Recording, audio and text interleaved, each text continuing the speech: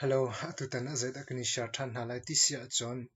chinmi cho packing lungkwa chuak ansi antimi kong lam happy line zaitin da packing lungkwa chuak cho kan si kho chinmi zaitin da packing lungkwan kan rat ning ase timi antial ning packing lungkwa chuak kan si anti nak aruang atutan a hen kavun isharding mi asalaye cha kan rel mi ni khaten kan si kho tok te kan athai ri lo mi cha khan kan mun ishar ding mi kha siam hi kan video kan thok thlan te a hen ka zon a hen chin mi kan thok ke nak lai mi kan thok ke nak kan tuam bia po se kan nun phung po se chon zekan tila kan hol la kan cha bi thuk hol thuk pol tin ha zong khatam pi ka zon hen kani share lang mang nak sharing kani to lang mang nak kani chip lang mang nak asia cha rel khalo mi cha le chon charil cha ngai lo mi cha chun charil ding zonga charil ok emu lo mi cha tien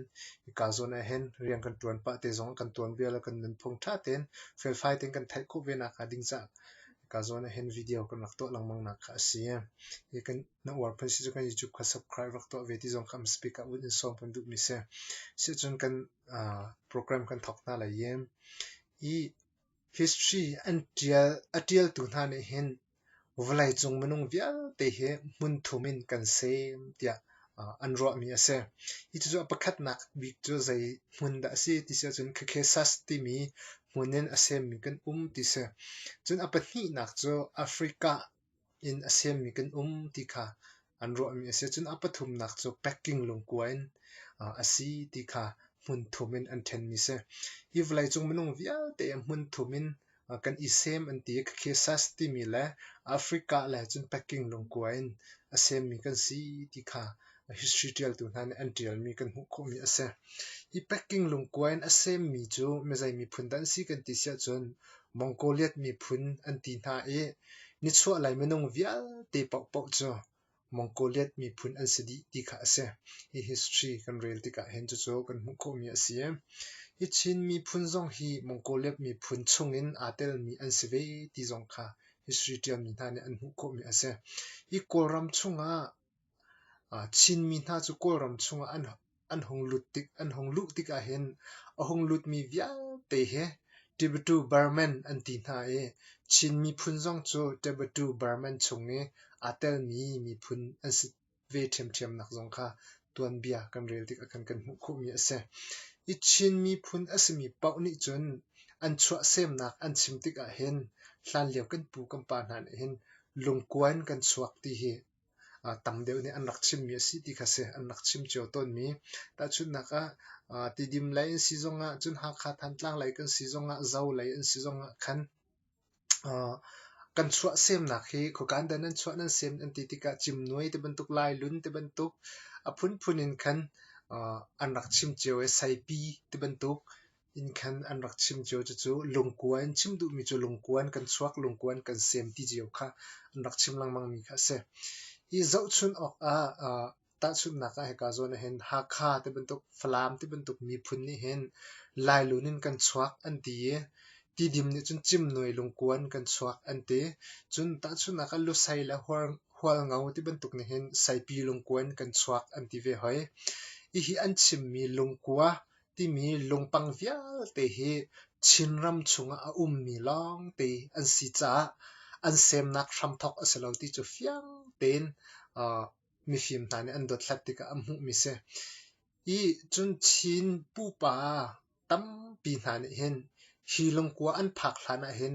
kle ka bo ne rona khin kan rak ti zong an chim ton ti se I chu lai pu pa cheu khat ne chuka hmun ne an rak leo an rak ton na kong lam a ngal ti lo lai lun te bantuk chim noi te bantuk sai pi te bantuk lungkuan kan sem an ti nak he sido asiti zong kha cheu khat kam pu pa han hen an chim mi ase I ka vun no ri asia chon kale ka bu rau sang I chin mi an rak phat leo a ngal ti lo mi na kan pu pa lai pu pa han hen I lai lun na kan chim noi lai lun na chuak mi kan se chim noi a chuak mi kan se sai pi lungkuan a chuak asem mi kan se ti he an chim mi si do asi ti kha tuan bia an tel mi kan rel ti ka kan hu kho mi ase I an chim mi chu kan pu pa na ka le miu hun song I an rak liao san so buan rak shem tuk na adu ningen rian atuan lo mi pau chu an kut dong an ka dong te na kha atan di na tia rak thai asia I chu cha chon kan chua nak lai lun chim noi te ban tuk sai pi long kwa tin asi an ti hi sido asalo ti kha an chim mi ase I chu ka mun an phak hla ni kle mi mun song an leo kong an kha cha chun chu ka an phak hla na an chua sem nak hi long kwan se lo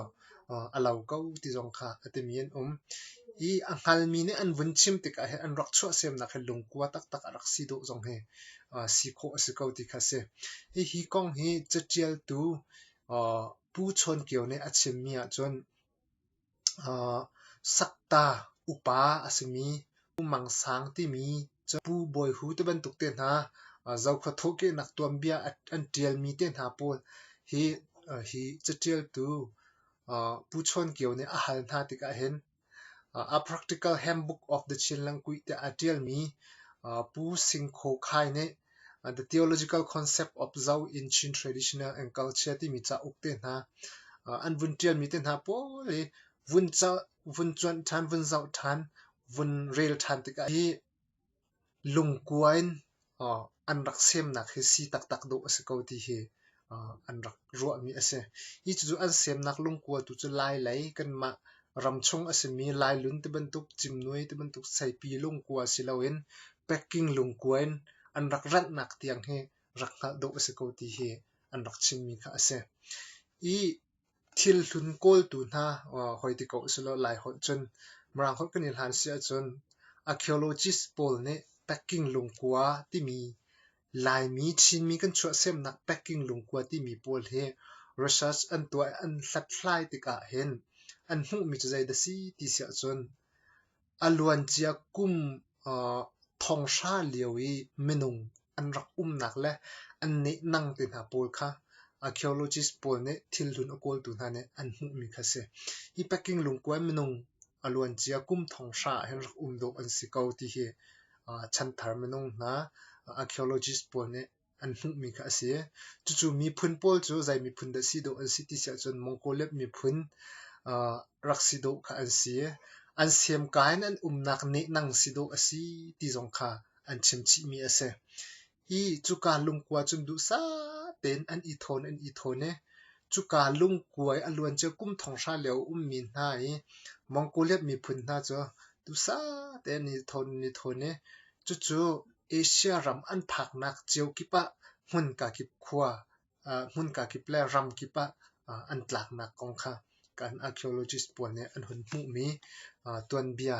happy client research an to mi an hun mu mi kha asie chin mi phun zong hi chuka muinin asem mi an si cha packing lung kwa an khal ti lawe lai lun te bentuk chimnoi te bentuk sai pi lung kwa te bentuk in kan sem nak asi an ti he sido asi ti he ka han tuan bia an tial mi kan ko mi ase hi ka zon te adok nak bi ka vun not ri du mi cho chin mi phun zong hi packing lung kwan arak sem mi kan si kha pu pa na ne an rak ngal ti lawe lung kwa te bentuk kha lom kha an thin long a me lai lun te bentuk lai lun lung kwa te bentuk chim noi lung kwa te bentuk sai pi lung kwa te bentuk kan sem nak asi ti he an rak chim mi si do ase ko ti he ka zon a hen ton bia tel tu na kan pu pa na ne an tial mi kan ko mi asia hi chu vel chu kan share ko mi sa la an thung zong ha ban tuk video chi mi kan tuam bia la kan nun phong kan thok ke nak te na pol kan hol la kan cha te na bi thuk thuk te na pol kha tam pi kan share nak si cha kan youtube ka subscribe ak to vela ha ban tuk tam pi nu vele ti zong kha dok nak bi ka un som chapun du mi sen video tu mi tong than te bye